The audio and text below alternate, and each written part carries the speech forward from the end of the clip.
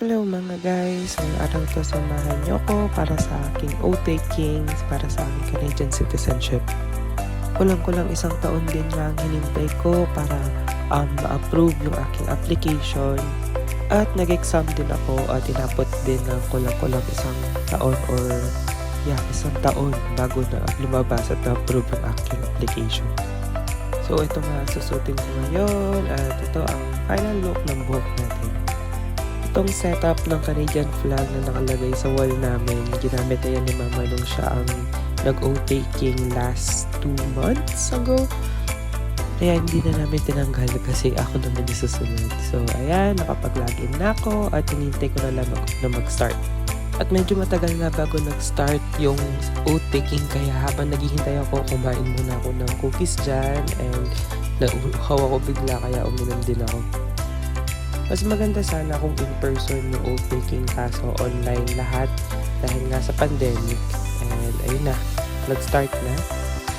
So tinatanong ako dyan ng mga informations, pinakita ko yung permanent residence card ko, back and forth.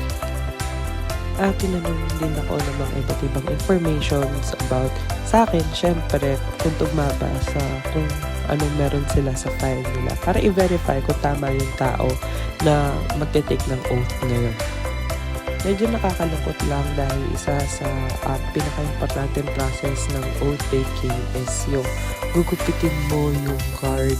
So ayan, kailangan mong hatiin, kailangan mong gupitin ng 4 sa harap ng attending officer. Hindi ko din alam kung bakit kailangan putulin or hatiin, pero yan, kailangan daw.